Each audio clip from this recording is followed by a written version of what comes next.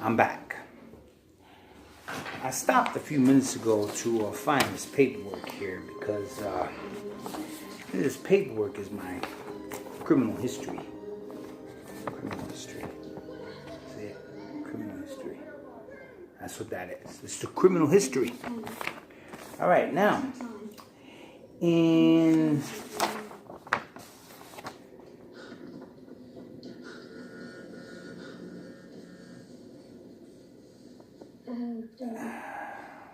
1988 is when my criminal history had began. All right, now, my criminal history consists, the very first one was sales of a controlled substance. 21A-277B. Felony, you, is what it says. 18 months jail, minimum 18 months jail, max 18 months suspended, 3 years probation. Offense occurred, date 9/2/1988. Okay, now, when that happened, okay, mind you, I grew up in the projects, as I said in the first chapter of this little recording. When that happened, I was in the hallway, because I grew up in the Greens apartments. There's hallways. It goes from first, second, and third floor. I lived in apartment 307, building 3. So I'm in the hallway, and it's me, my high school sweetheart, my little sister, my boy Tone, rest in peace. We're in the hallway, and my boy Jojo. Okay, Jojo Badgett, my man. Anyways, I wish you well, Jojo. So anyways, so cops came, they raided the hallway. Now we're all in there. We're little kids in the hallway. Okay, little kids, little high school kids, young kids. Okay. So being this is the projects, you're going to find drugs. You can find them anywhere. I live in this hallway. I live there. We all do. Me and my high school girlfriend and my little sister, we live there. Jojo and Tone lived in building 5. Jojo lived in building 5. Okay. So anyways, cops find drugs in the hallway. They're packaged. All right. So we get charged. Not the girls, at least. But we get charged with these charges. So, now, I'm in court. All right. Public pretender. I got a deal for you. Unfortunately, Jojo wasn't as fortunate as I was. Maybe because I look white. Jojo was black. Tone, white. All right, looks white. He's Puerto Rican. I'm Puerto Rican. All right, so anyways, I look white. So anyways, we're sitting there. Public pretender tells me I got a deal for you. Unfortunately, Jojo wasn't that fortunate. But anyways, the public pretender tells me, listen, if you cop out to this, that's it. You don't have to worry about it no more. I'm looking at that and I'm saying to myself, oh, cool. But in my mind, I'm thinking, damn, Jojo. Because he had mentioned that Jojo wasn't as fortunate. Okay, so anyways, I cop out. I plead guilty. There was the end of my life. The end of my life. Now, I became a convicted felon. A child in court. I became a convicted felon. And woe the whirlwind after that. Because after that, everything was all about the criminal history. Not one time was it ever about the crime at hand. Because the second crime was the crime offense was 9/24/1995. 1995. I got charged with a burglary second, a probation violation, 1 count, probation violation. 2 counts, probation violation. 3 counts, burglary second, another count, probation violation. 4th count, probation violation. 5th count. 5 counts of probation violation. Now, mind you, the probation violation is a misdemeanor U, whatever that means. But the burglary second is a felony C. All right, 1995. In 1995, I went to a party with some friends. That time, I was already smoking pot. Because of the first criminal conviction, in 1988, I was a convicted felon. So after high school, I couldn't do what I wanted to do. I was going to be a Marine. That's what I was planning on doing. I was going to be a Marine. That was my thing. Because I wanted to be a cop. When I get older, I wanted to be a cop. But since the public pretender had told me, if you cop out to this, you don't got to worry about it no more. You're going to go home and everything is going to be great.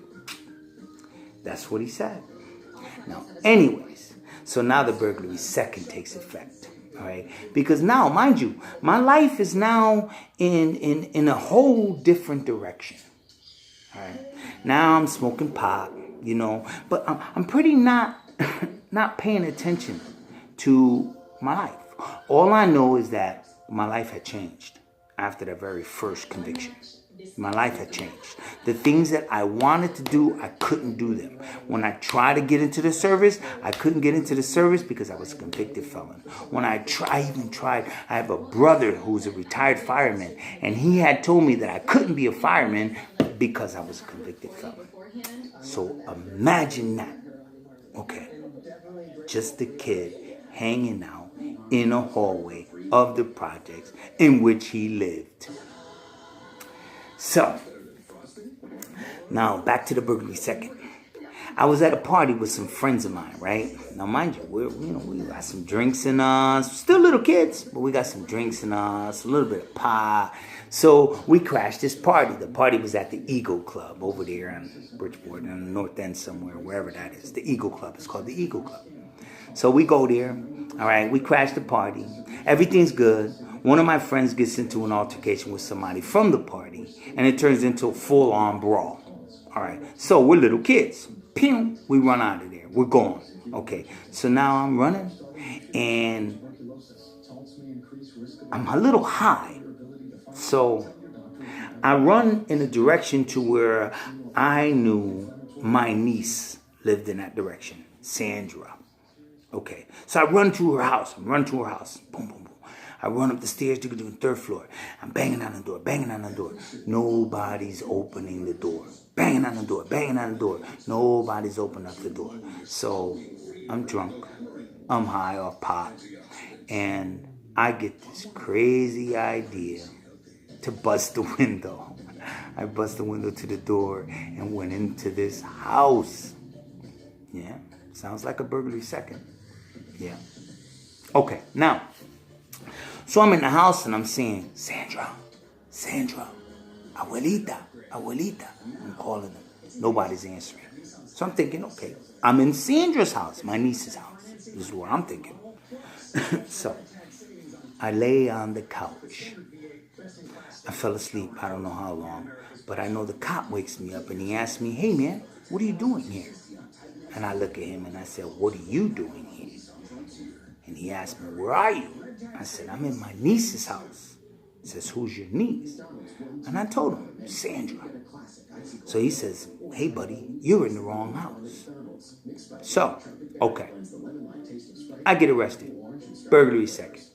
Now mind you, that arrest was a burglary second, so it violated the probation that I was on from 1988. Okay, so I violated that probation now. Okay, now the reason why that probation was still active was because from 1988 all the way to 1995, I was drinking smoking pot and catching bullcrap cases like breach of peace here and trespassing and things like that. So they would like just add a few years to the probation. Add a few years to the probation. That's why there's 5 different probation violations, because the probations that I was on was 5 different probation violations. 5 different probations. So the burglary second violated all 5 probations. Now, mind you, back in 1988, if I would have had a lawyer that would have fought for my case, being that I live in that hallway and that the drugs were not found in my possession, okay, that would have been something else. But it wasn't. It was a public pretender who said, just plead to this. Plead guilty. This is what he said. Plead guilty. So I did. Anyways. So now the burglary second takes effect, and I'm in the court, and they're telling me, once again, plead guilty. This is what they said. Again, plead guilty. Now, mind you, I'm a stupid little kid. I don't know nothing about the law. All I know is you don't got to worry about it. You're going to go home today. So I pled guilty. Now,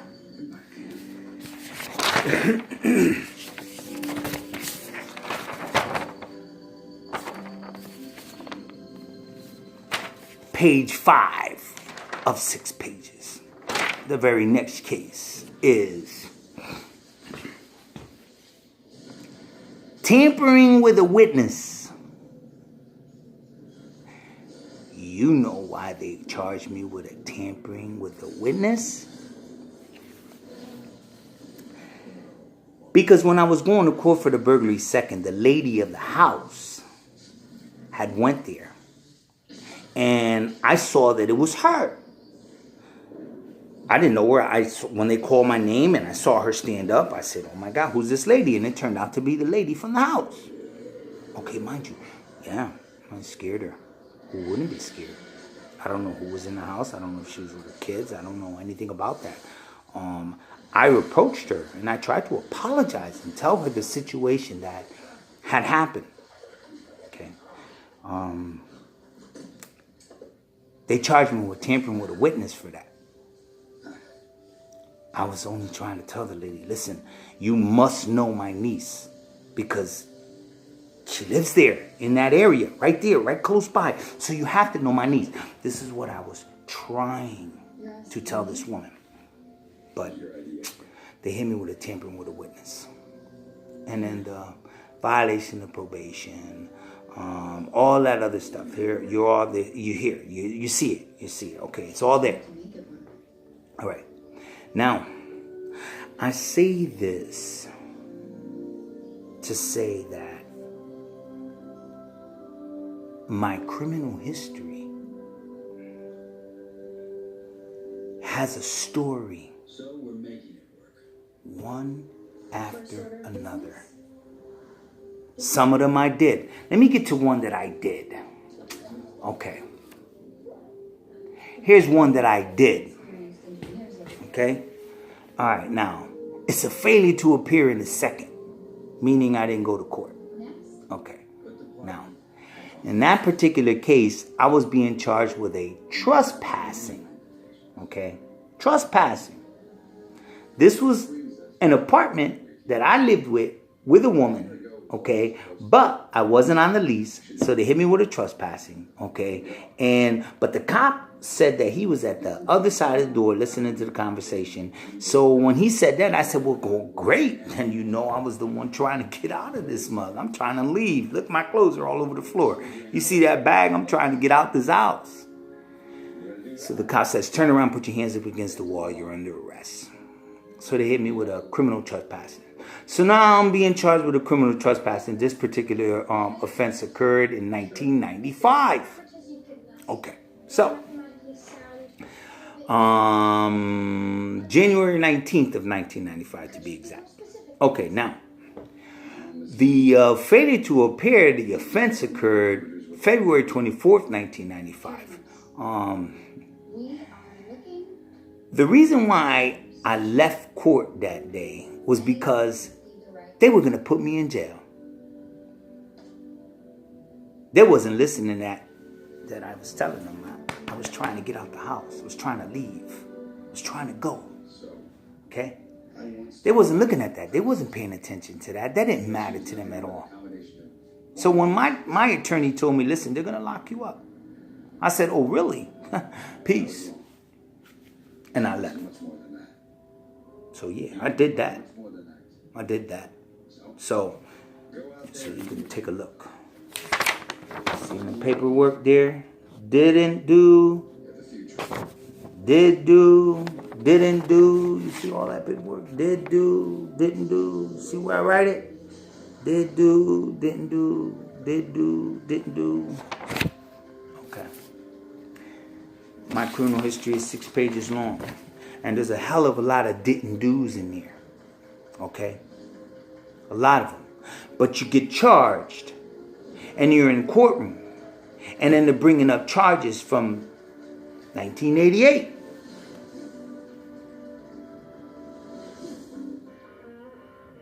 So.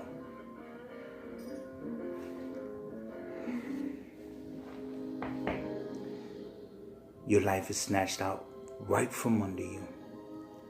From the very first one. From a manipulating public pretender who doesn't want to do his job. I don't know if they make any extra money when they get a conviction. I have no clue. None. All I know is that there's a hell of a lot of didn't do's in my criminal history.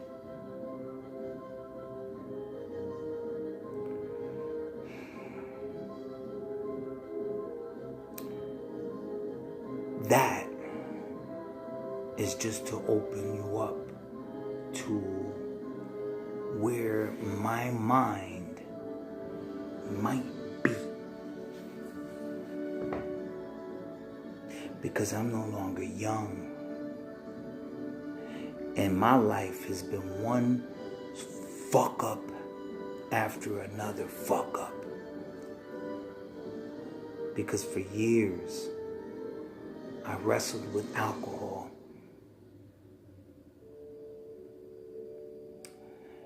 My criminal history consists solely and purely on domestic violence.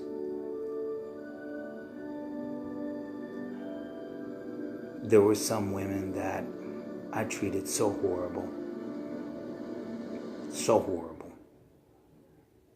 For that, I can possibly never make amends. But I'll try. But there are many of them that I never touched.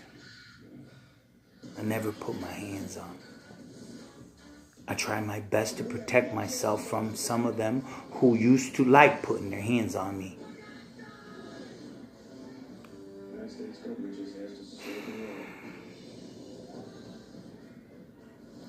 So anyways, we go into a prison situation, and I'm in prison, and I've gone to prison, and I've been in there for years. A couple years here, a couple years there. Yeah. So I get out of prison. Now, mind you, in prison, I'm going through all kinds of crap. The officers, pieces of shit. They'll treat you like you're nothing, like you're beneath them, like you're just slime. Now, I'm going to quote somebody, and I'm hoping that it's correct. It's Mark Twain. Mark Twain said that if you want to see the dregs of the world, go to your local penitentiary and observe the guards. I'm almost sure that that's correct. So, anyways, nothing is available to you in there. They tell you there is. Like an anger management course. It's being ran by ex-COs who know nothing about nothing. But then you get a certificate. So, you completed anger management. Meanwhile, you didn't learn nothing about anger management. Then you get a domestic violence class. Once again, it's ran by ex-COs who know nothing about social behaviors, about nothing. Because they're so stuck on stupid, it's not even, The only thing they know is how to write you a ticket and talk to you like you're a maggot piece of shit. Treat you just like you're a maggot piece of shit. Like you're a cockroach underneath the shoe. Not just a plain old cockroach. Okay? These people don't give two flying craps about you. But they run these groups. So anyways, you get a domestic violence certificate. You completed domestic violence. Oh, man. So, you haven't learned nothing in none of these. But the Department of Corrections is getting a budget for it. They're getting a budget for these programs.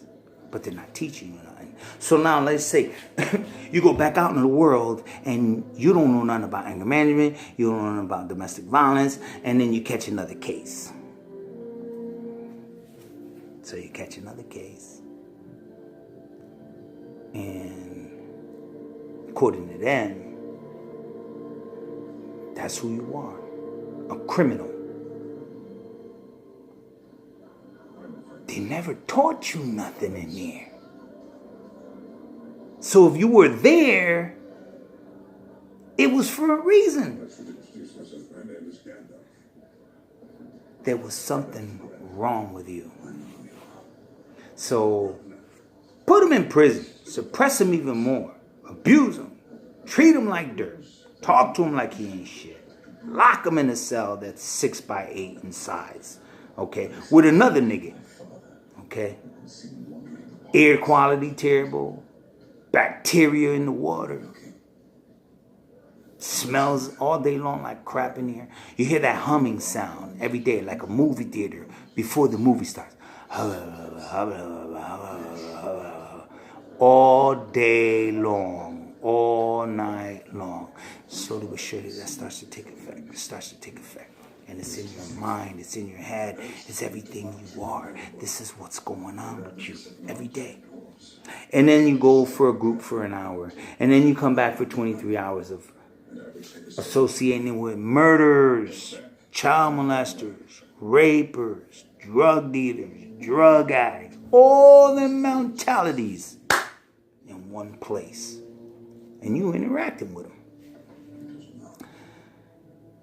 So, you tell me there was a problem that brought you to jail and you never addressed that problem while you was in jail because it never gave you the tools or anything to address it with. So you're thinking your own way. So what do you think is going to happen? So you come out of jail and now you lost everything. There's nothing. You got nowhere to go. You got no nothing. My parents are dead. So I had nowhere to go. Okay? My brothers and sisters, they'll have their day in hell. So anyways, I'm stuck. Got nothing. I know a way of thinking. But I'm stuck. Nothing. So I try and say, okay, let me get my mind right. Let me do what I gotta do here.